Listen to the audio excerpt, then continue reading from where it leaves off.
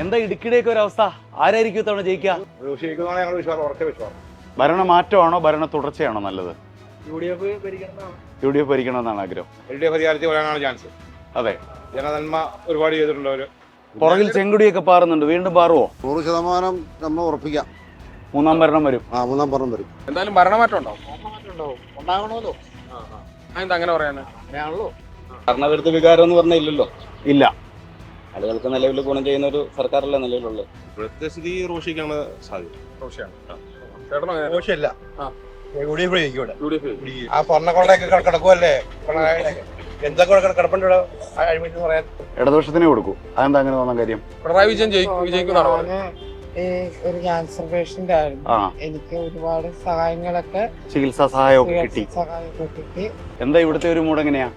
മൂട് ഇത്തവണ റോഷിക്ക് സാധ്യതകൾ കുറവാണ്. കനപ്പെട്ട മത്സരമാണോ? കനപ്പെട്ട മത്സരം, നല്ല അടുത്ത മത്സരം തന്നെയാണ്. ചേട്ടന് ചെറിയൊരു മടുപ്പുണ്ട്. LDF സർക്കാർ 3 പ്രാവശ്യമല്ല 4-ാം പ്രാവശ്യം പറഞ്ഞു ആഗ്രഹക്കാരനെ ഒരു അനുഭവമില്ല. UDF അധികാരത്തിൽ വരും. ഇവിടെ 50,000 വീട്ടിന്റെ മുകളിൽ പുരുഷം കിട്ടും. ഈ ആബുജോണിന് ആണല്ലേ? മൊത്തത്തില് എന്താ ഈ LDF സർക്കാരിനെതിരെയുള്ള ഒരു പ്രശ്നം? ഇതിന്റെ ജനദ്രോഹ നടപടിയാ മൊത്തം. 18 മാസം പെൻഷൻ മുടക്കിയിട്ടേച്ചാ ഇമാർ ഇറങ്ങിപ്പോയത്.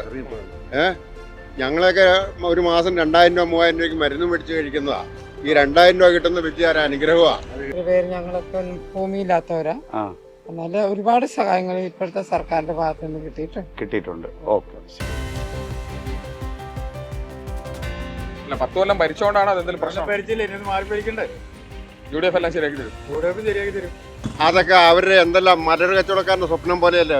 മരിച്ച ആൾക്കാരുടെ പേര് പൈസ പിരിച്ചിട്ട് ഓരോ ഡെഡ് ബോഡിക്കും പൈസ പിരിച്ചു. എവിടെന്നാ? വയനാട്ടിൽ നിന്ന്. ഓരോ മരണത്തിനും പൈസ പിരിച്ചിട്ട് അമ്മമാർ പേരെ ഉണ്ടാക്കി കൊടുത്തോ? ആര് മുഖ്യമന്ത്രിയാണോ? അത് താമസം വരും. സംശയം ഉണ്ടായിരുന്നത് 3-4 പേരുണ്ടാക്കും. 3 പേരുണ്ട്. 3 മുഖ്യമന്ത്രി കാണും.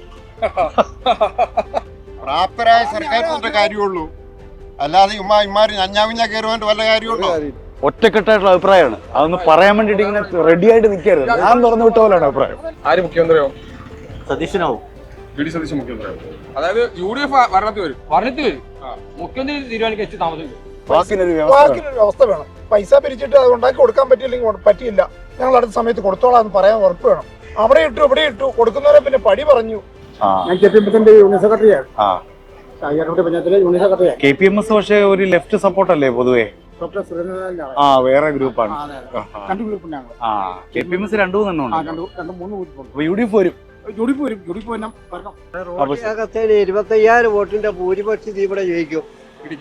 ജയിക്കും. അതിന് സംശയമൊന്നുമില്ല.